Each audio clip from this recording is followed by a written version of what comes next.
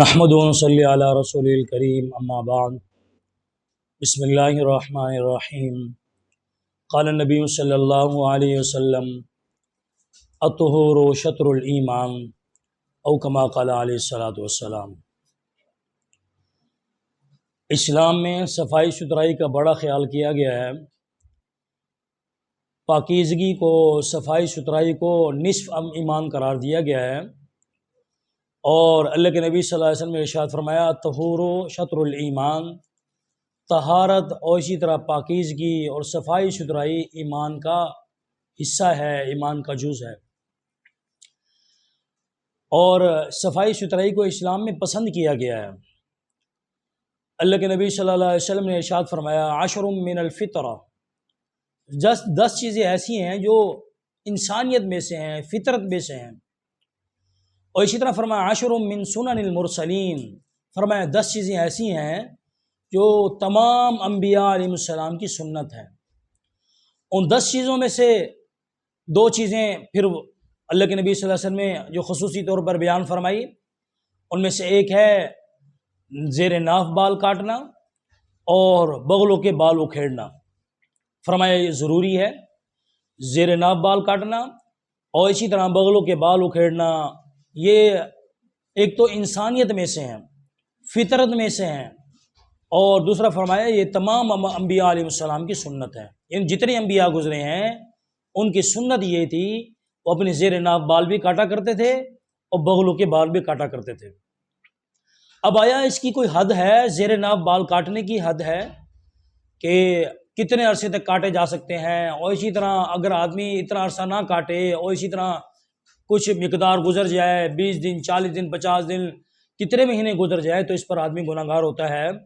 تو فرمایا اللہ کے نبی صلی اللہ علیہ وسلم نے ارشاد فرمایا کہ بہتر یہ ہے کہ ہر جمعے صفائی ستھرائی کا خیال کیا جائے، زیر ناف بال بھی کاٹ لیے جائیں اور اسی طرح جو ہے بغلوں کے بال بھی اکھیڑ لیے جائیں ہر جمعے۔ اگر کوئی آدمی ہر جمعے نہ کر سکے تو پھر 15 دن بعد کر لیے جائیں، 20 دن بعد کر لیا جائے، اور ان کی زیادہ سے زیادہ جو حد مقرر ہے فرمایا وہ 40 دن ہے۔ اگر کوئی آدمی 40 دن کے بعد بھی فرمایا یہ بال نہیں کاٹتا، زیر بال نہیں کاٹتا، بغلوں کے بال نہیں اکھیڑتا، تو فرمایا وہ گناہگار ہوتا ہے۔ پھر جب تک یہ بال جو ہے رہیں گے تو اس وقت تک آدمی گناہگار رہے گا۔ تو ہمیں چاہیے ہر ہفتے میں ہی پہلے صفائی ستھرائی کر لیں، اگر ہفتے نہ کر سکیں تو 15 دن بعد۔ اس کی زیادہ سے زیادہ حد جو ہے وہ 39 دن ہے، 40واں دن شروع ہو جائے گا تو پھر انسان کو گناہ شروع ہو جائے گا، پھر آدمی اس کے بعد گناہ گار کہلائے گا۔ اب کتنے بال کاٹنے ہیں اور کہاں سے کہاں تک کاٹنے ہیں یہ ذرا سمجھ لیجئے کہ دیکھیں جہاں ہماری یہ ٹانگیں ختم ہوتی ہیں، ٹانگوں کے ختم ہونے پر ہڈیاں 2 ہیں، یہاں جو ہے ان کے سامنے اور ان کے برابر جتنے بال ہیں وہ سارے کے سارے کاٹنا ضروری ہے۔ جہاں ٹانگیں ختم ہوتی ہیں اور ختم ہونے پر جو ہے ہڈیاں ہیں 2، یہاں جو ہے آ کر جو ہے ان کے سامنے جتنے بال آئے وہ کاٹنا ضروری ہے۔ ناف سے بالکل نیچے بال کاٹنا ضروری نہیں ہے، کاٹ لیں تو اچھی بات ہے، ٹھیک ہے، ورنہ جو ضروری ہے وہ جہاں ہڈیاں، جہاں ٹانگیں ختم ہو رہی ہیں وہاں ان ہڈیوں کے سامنے جتنے بال ہیں ان کو کاٹنا ضروری ہے۔ شرمگاہ کے اوپر کے بال ہو گئے، اسی طرح خصیتین کے بال ہو گئے، اور اسی طرح جو ہے پخانے کی جگہ کے بال ہو گئے، یہ سب کاٹنا ضروری ہے۔ اگر یہ نہیں کاٹیں گے تو پھر گناہ گار ہوں گے۔ اسی طرح جو ہے پخانے کی جگہ کے ارد گرد کے بال ہیں وہ بھی کاٹنا ضروری ہے، کہ اگر نہیں کاٹیں گے تو پخانہ ان میں لگ جائے گا، پھر اسی طرح پاکی اور صفائی ستھرائی نہیں ہو سکے گی۔ اب جو ہے اگر کوئی شخص ایسا ہے جو بال نہیں کاٹ سکتا، اس کی مجبوری ہے، بیمار ہے، اور اسی طرح ہاتھوں میں ریشہ کی بیماری ہو گئی ہے، لرزے کی بیماری ہو گئی ہے، یا اسی طرح بڑھاپے کی وجہ سے وہ بال نہیں کاٹ سکتا، یا اسی طرح کسی کا پیٹ بڑھا ہوا ہے جس کی وجہ سے اس کو بال نظر نہیں آتے، تو ایسے شخص کے لیے یہ ہے کہ وہ اگر کوئی آدمی کریم لگانا چاہے تو وہ کریم بھی لگا سکتا ہے، اور اسی طرح کریم کے ذریعے وہ بالوں کے صاف کرنے والی کریم ہوتی ہے، اگر وہ لگانا چاہے تو وہ بھی لگا سکتا ہے۔ اور اسی طرح جو ہے یہ اگر کوئی شخص ایسا ہے وہ اس طرح نہیں چلا سکتا، مونڈ نہیں سکتا، تو اس کے لیے کریم کی اجازت ہے۔ اور اگر کوئی شخص ایسا ہے کہ جناب والا اس کو عذر ہے، وہ خود بال نہیں کاٹ سکتا، سمجھ آ گیا، یعنی بڑھاپے کی وجہ سے ہو یا اسی طرح ہاتھوں کے لرزہ کی وجہ سے ہو،